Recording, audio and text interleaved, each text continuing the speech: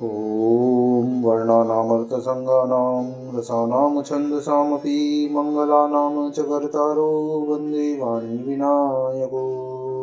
नारायणं नमस्कृत्य नरं चैव नरोत्तमं देवीं सरस्वतीं व्यासं ततो जयमुदीरयेत्। गुरुर्ब्रह्मा गुरुर्विष्णु गुरुर्देवो महेश्वर गुरुर्साक्षात् परब्रह्म तस्मै श्रीगुरुवे नमः। अखण्डमण्डलाकारं व्याप्तं येन चराचरं तत्पददर्शितं येन तस्मै श्रीगुरुवे नमः। बोलिए सियावर रामचंद्र भगवान की जय, राधावर कृष्ण कन्हैया लाल भगवान की जय, उमा महेश्वर भगवान की जय, गायत्री ब्रह्मदेव भगवान की जय, सद्गुरुदेव भगवान की जय, माता पिता गुरुदेव की जय, समस्त देवी देवतागण भगवान की जय, समस्त संतगण भगवान की जय, समस्त भक्तगण भगवान की जय। ओम नमः पार्वती पतये हर हर महादेव। तो मित्रों और आप सभी श्री मार्कंडी पुराण के श्रेष्ठ रसिकजनों श्रोतागणों, अब तक हमने श्री मार्कंडी पुराण की कथा को नियमित रूप से क्रमबद्ध रूप से श्रवण किया है, कीर्तन किया है, मनन किया है, भजन किया है। अब हम उसी क्रम में श्री मार्कंडी पुराण के 56वें अध्याय की ओर कथा को अग्रसर करते हैं। आप सभी श्रेष्ठ श्रोतागण रसिकजन भगवान श्री राधा वल्लभ कृष्ण कन्हैया लाल के श्री चरणों में दृढ़ भक्ति रखते हुए कथा का श्रवण करें, कीर्तन करें, मनन करें, भजन करें। बोलिए श्री राधा और कृष्ण कन्हैया लाल भगवान की जय। तो कौष्टुकी मुनि और श्री मार्कंडे जी के मध्य में बहुत ही मधुर इन मनमंत्रों का संवाद हो रहा है और उसी के अंतर्गत श्री मार्कंडे जी कहते हैं कि हे ब्राह्मण, हे कौष्टुकी, इसके पश्चात अब तुम भौत्य मनु की उत्पत्ति का प्रसंग सुनो तथा उस समय होने वाले देव ऋषियों और पृथ्वी का पालन करने वाले मनुपुत्रों आदि के नाम भी मुझसे श्रवण करो। अंगिरा मुनि के एक शिष्य थे जिसका नाम भूति था। वे बड़े ही क्रोधी तथा छोटी सी बात के लिए अपराध होने पर भी प्रचंड शाप देने वाले थे। उनकी बातें कठोर होती थी। उनके आश्रम पर हवा बहुत तेज नहीं बहती थी, सूर्य अधिक गर्मी नहीं पहुंचाते थे और मेघ अधिक कीचड़ नहीं होने देते थे। उन अत्यंत तेजस्वी क्रोधी महर्षि के भय से चंद्रमा अपनी समस्त किरणों से परिपूर्ण होने पर भी अधिक सर्दी नहीं पहुंचाते थे। समस्त ऋतुएं उनकी आज्ञा से अपने आने का क्रम छोड़कर आश्रम के वृक्षों पर सदा ही रहती और मुनि के लिए फल फूल प्रस्तुत करती थी। महात्मा भूति के भय से जल भी उनके आश्रम के समीप मौजूद रहता और उनके कमंडलों में भी भरा रहता था। भूति मुनि के एक भाई थे जो सुवर्चा नाम से विख्यात थे। उन्होंने यज्ञ में भूति को निमंत्रित किया। वहां जाने की इच्छा से भूति ने अपने परम बुद्धिमान, शांत, जितेंद्रिय, विनीत गुरु के कार्य में सदा संलग्न रहने वाले सदाचारी और उदार शिष्य मुनिवर शांति से कहा कि हे वत्स, हे शांति, मैं अपने भाई सुवर्चा के यज्ञ में जाऊंगा। उन्होंने मुझे बुलाया है, तुम यहीं आश्रम पर रहना। यहाँ तुम्हारे लिए जो कर्तव्य है उसे सुनो। मेरे आश्रम पर तुम्हें प्रतिदिन अग्नि को प्रज्वलित रखना होगा और सदा ऐसा प्रयत्न करना होगा जिससे अग्नि बुझने न पाए। गुरु की यह आज्ञा पाकर जब शांति नामक शिष्य बहुत अच्छा कहकर उस आज्ञा को स्वीकार करता है, तब अपने छोटे भाई के बुलाने पर भूति मुनि उनके यज्ञ में चले गए। इधर शांति गुरु भक्ति के वश में होकर उन महात्मा गुरु की सेवा के लिए जब तक समीरा, फूल, फल आदि जुटाए रहें तथा अन्य आवश्यक कार्य करते रहें, तब तक भूति मुनि के द्वारा संचित अग्नि शांत हो गई। अग्नि को शांत हुआ देखकर शांति को बड़ा दुख हुआ और वे भूति के भय से बहुत चिंतित हुए। उन्होंने सोचा, यदि इस अग्नि के स्थान पे मैं दूसरी अग्नि स्थापित करूं तो सब कुछ प्रत्यक्ष देखने वाले मेरे गुरु अवश्य ही मुझे भस्म कर डालेंगे। मैं पापी अपने गुरु के क्रोध और शाप का कारण बनूंगा। मुझे अपने लिए उतना शोक नहीं है जितना कि गुरु के अपराध करने का शोक है। अग्नि शांत हुई देखकर गुरुदेव मुझे निश्चय ही शाप दे देंगे, जिसके प्रभाव से डरकर देवता भी उनके शासन में रहते हैं। वे मुझ अपराधी को शाप से दग्ध न करें, इसके लिए क्या उपाय हो सकता है? अपने गुरु के डर से डरे हुए उस बुद्धिमान श्रेष्ठ शांति ने मुनि से इस तरह अनेक प्रकार से सोच विचार करके अग्निदेव की शरण ले ली। उसने मन पर संयम किया तथा पृथ्वी पर घुटने टेक कर हाथ जोड़कर एकाग्रचित होकर स्तोत्र पढ़ना आरंभ किया। शांति ने कहा, समस्त प्राणियों के साधक महात्मा अग्निदेव को मैं नमस्कार करता हूँ। उनके 1, 2 और 5 स्थान हैं। वे राजसूय यज्ञ में 6 स्वरूप धारण करते हैं। समस्त देवताओं को वृत्ति देने वाले अत्यंत तेजस्वी अग्निदेव को नमस्कार है, जो संपूर्ण जगत के कारण रूप तथा पालन करने वाले हैं। उन अग्निदेव को प्रणाम है। हे अग्नि, तुम संपूर्ण देवताओं की मुख हो। हे भगवान, तुम्हारे द्वारा ग्रहण किया हुआ हविष्य सब देवताओं को तृप्त करता है। तुम ही समस्त देवताओं के प्राण हो। तुम में हवन किया हुआ हविष्य अत्यंत पवित्र होता है। फिर वही मेघ बनकर जल रूप में परिणित होकर वर्षा करता है। फिर उस जल से सब प्रकार के अन्न आदि उत्पन्न होते हैं। हे अनिल सारथे, फिर उन समस्त अन्न आदि से सब जीव सुखपूर्वक जीवन धारण करते हैं। हे अग्निदेव, तुम्हारे द्वारा उत्पन्न की हुई औषधियों से मनुष्य यज्ञ करते हैं। यज्ञों से देवता, दैत्य तथा राक्षस तृप्त होते हैं। हे हुताशन, उन यज्ञों के आधार तुम ही हो। अतः हे अग्नि, तुम ही सबके आदि कारण और सर्वस्वरूप हो। देवता, दानव, यक्ष, दैत्य, गंधर्व, राक्षस, मनुष्य, पशु, वृक्ष, मृग, पक्षी तथा सर्प, ये सभी तुमसे ही तृप्त होते हैं और तुम्ही से वृद्धि को प्राप्त होते हैं। तुम्ही से इनकी उत्पत्ति है और तुम्ही में इनका लय होता है। हे देव, तुम ही जल की सृष्टि करते और तुम ही उनको पुनः सोख लेते हो। तुम्हारे पकाने से ही जल प्राणियों की पुष्टि करता है। तुम देवताओं में तेज, सिद्धों में कांति, नागों में विष और पक्षियों में वायु रूप से स्थित रहते हो। मनुष्यों में क्रोध, पक्षी और मृग आदि में मोह, वृक्षों में स्थिरता, पृथ्वी में कठोरता, जल में द्रव्यत्व तथा वायु में जल रूप से तुम्हारी स्थिति है। हे अग्नि, व्यापक होने के कारण तुम आकाश में आत्मा रूप से स्थित हो। हे अग्निदेव, तुम संपूर्ण भूतों के अंतःकरण में विचरने तथा सबका पालन करते हो। विद्वान पुरुष तुमको एक कहते हैं तथा फिर वे ही तुम्हें 3 प्रकार का बतलाते हैं। तुम्हें 8 रूपों में कल्पित करके ऋषियों ने आदि यज्ञ का अनुष्ठान किया था।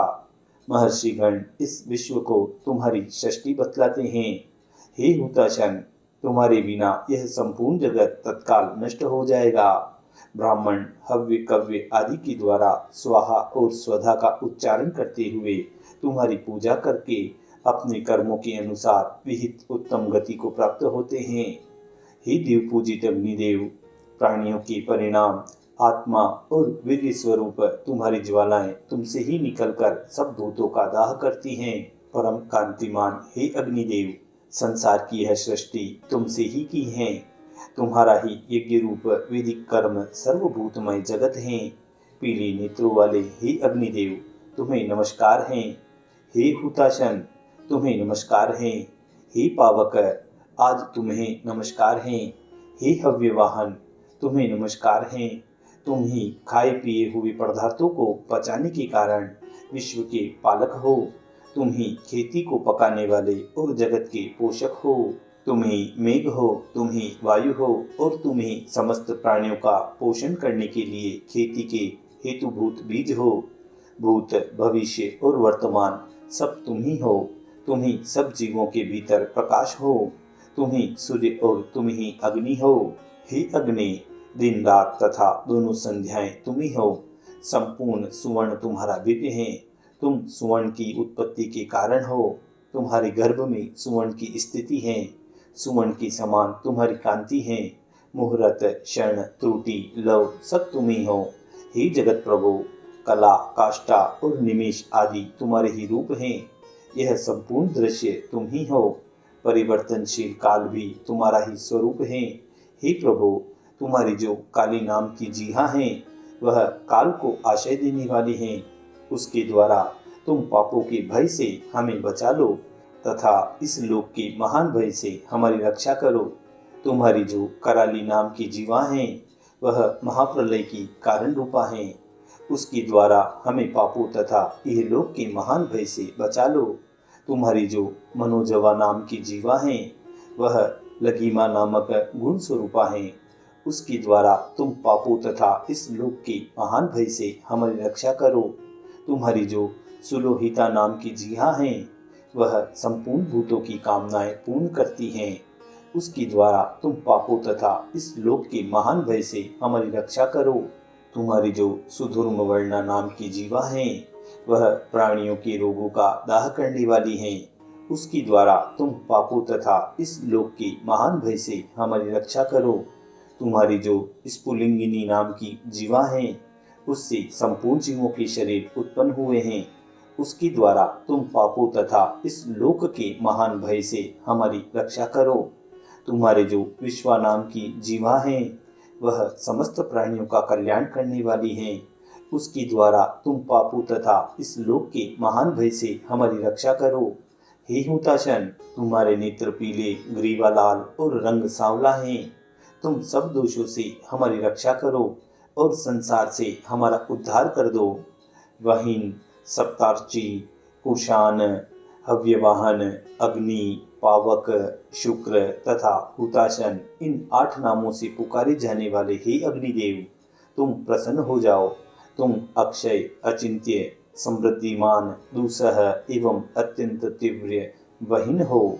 तुम मुहूर्त रूप से प्रकट होकर अविनाशी कहे जाने वाले संपूर्ण भयंकर लोकों को भस्म कर डालते हो। अथवा तुम अत्यंत पराक्रमी हो, तुम्हारे पराक्रम की कहीं भी सीमा नहीं है। हे हुताशन, तुम संपूर्ण जीवों के हृदय कमल में स्थित उत्तम, अनंत एवं सत्वन करने योग्य सत्व हो। तुमने इस संपूर्ण चराचर विश्व को व्याप्त कर रखा है। तुम एक होकर भी यहाँ अनेक रूपों में प्रकट हुए हो। हे पावक, तुम अक्षय हो, तुम ही पर्वतों और वनों सहित संपूर्ण पृथ्वी, आकाश, चंद्रमा, सूर्य तथा दिन रात हो। महासागर के उदर में बड़वानल के रूप में तुम ही हो और तुम ही अपनी पराविभूति के साथ सूर्य की किरणों में स्थित हो। हे भगवान, तुम हवन किए हुए भविष्य का साक्षात भोजन करते हो, इसीलिए बड़े बड़े यज्ञों में नियम परायण महर्षिगण सदा तुम्हारी पूजा करते हैं। तुम यज्ञ में स्तुत होकर सोमपान करते हो तथा वषट का उच्चारण करके इंद्र के उद्देश्य से दिए हुए भविष्य को भी तुम ही भोग लगाते हो और इस प्रकार पूजित होकर तुम संपूर्ण विश्व का कल्याण करते हो। विप्रगण अभिष्ट फल की प्राप्ति के लिए सदा तुम्हारा ही यजन करते हैं। संपूर्ण वेदांगों में तुम्हारी महिमा का गान किया गया है। यज्ञ परायण श्रेष्ठ ब्राह्मण तुम्हारी ही प्रसन्नता के लिए सर्वदा अंगों सहित वेदों का पठन पाठन करते रहते हैं। तुम ही यज्ञ नारायण ब्रह्मा, सब भूतों के स्वामी भगवान विष्णु, देवराज इंद्र, अर्यमा, जल के स्वामी वरुण, सूर्य तथा चंद्रमा हो। संपूर्ण देवता और असुर भी तुम्ही को भविष्यों द्वारा संतुष्ट करके मनोवांछित फल प्राप्त करते हैं।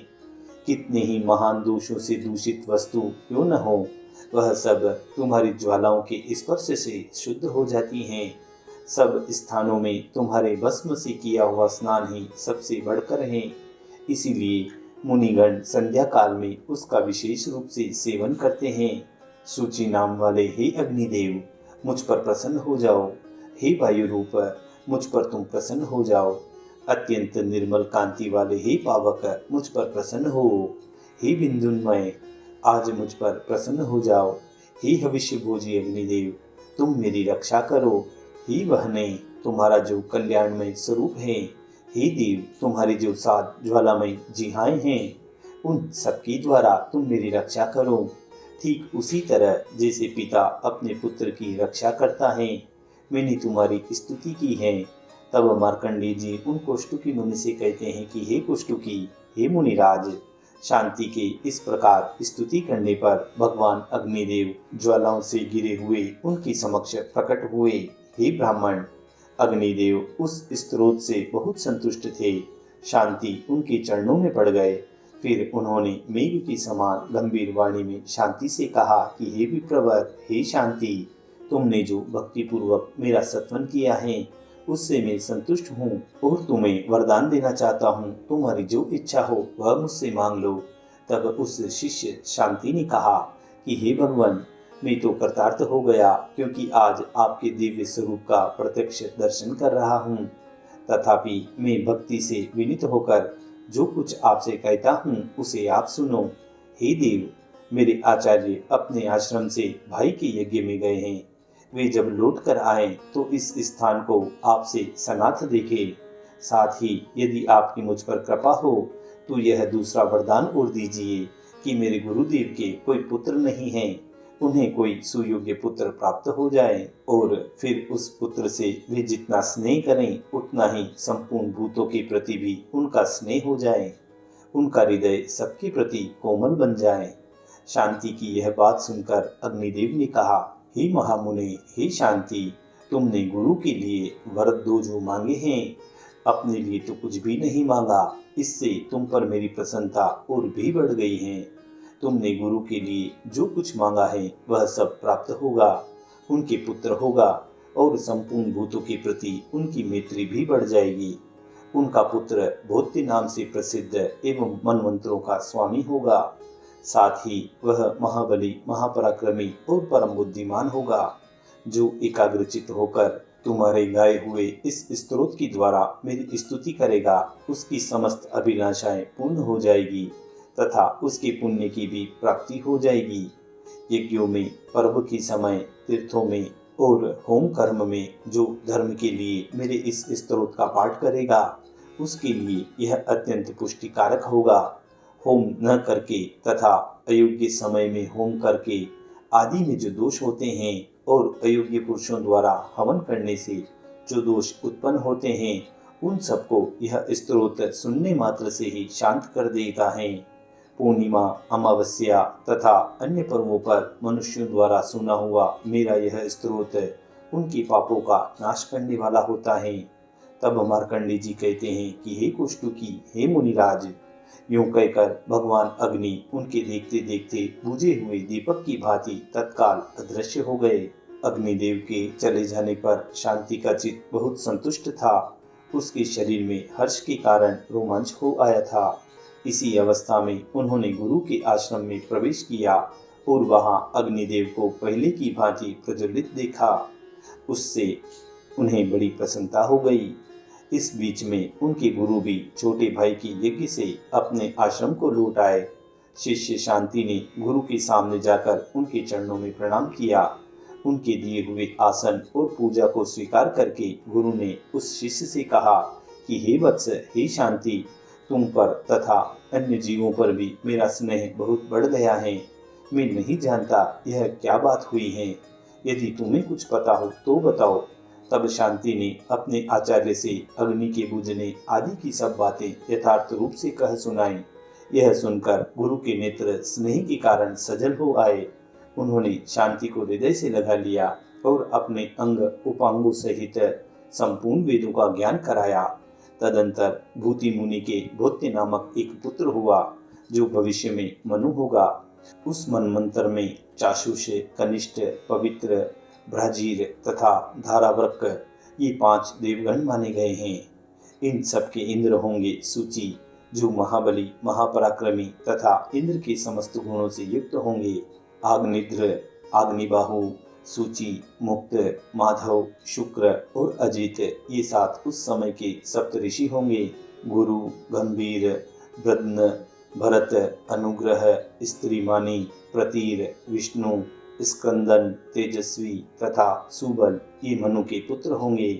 हे कुष्टुकी जी, इस प्रकार मैंने तुमसे 14 मनमंत्रों का वर्णन किया। उन सबका क्रमशः श्रवण करके मनुष्य पुण्य का भागी होता है तथा उसकी संतान कभी क्षीण नहीं होती। प्रथम मनमंत्र का वर्णन सुनकर मनुष्य धर्म का भागी होता है। स्वरोचिष मनमंत्र की कथा सुनने से उसे सब कामनाओं की प्राप्ति होती है। उत्तम मनमंत्र के श्रवण से धन, तामस के श्रवण से ज्ञान और रेवत मनमंत्र के श्रवण से बुद्धि एवं सुंदर स्त्री की प्राप्ति होती है। चाक्षुष मनवंतर के श्रवण से आरोग्य, विवस्वत मनवंतर के श्रवण से बल तथा सूर्य सावर्णिक मनवंतर के श्रवण से गुणवान पुत्रों की प्राप्ति होती है। ब्रह्म सावर्णिक मनवंतर के श्रवण से महिमा बढ़ती है। धर्म सावर्णिक के श्रवण से कल्याणमयी बुद्धि प्राप्त होती है और रुद्र सावर्णी के श्रवण से मनुष्य विजयी होता है। दक्ष सावर्णी के श्रवण से मनुष्य अपने कुल में श्रेष्ठ तथा उत्तम गुणों से युक्त होता है तथा रोच्य मनवंतर की कथा सुनने से वह शत्रुओं की सेना का संहार कर डालता है। भौत्य मनवंतर की कथा श्रवण करने पर मनुष्य देवताओं की कृपा प्राप्त करता है। इतना ही नहीं, उसे अग्निहोत्र के पुण्य तथा गुणवान पुत्रों की प्राप्ति होती है। मनवंतरों के देवता ऋषि इंद्र, मनु के पुत्र तथा राजवंशों का वर्णन सुनकर मनुष्य सब पापों से मुक्त हो जाता है। देवता, ऋषि, इंद्र, राजा तथा मनवंतरों की स्वामी ये प्रसन्न होकर कल्याणमय बुद्धि प्रदान करते हैं। वैसी बुद्धि पाकर मनुष्य शुभ कर्म करता है जिससे वह 14 इंद्रों की आयु पर्यंत उत्तम गति को उपभोग करता है। इसी प्रकार श्री मार्कंडेय जी और कौष्टुकी मुनि के मध्य में 14 मनवंतरों का यह वर्णन हुआ, यह संवाद चला और इसी संवाद के अंतर्गत श्री मार्कंडेय पुराण के इस 56वें अध्याय की यहाँ पूर्णता व समाप्ति होती है। बोलिए श्री कृष्ण कन्हैया लाल भगवान की जय।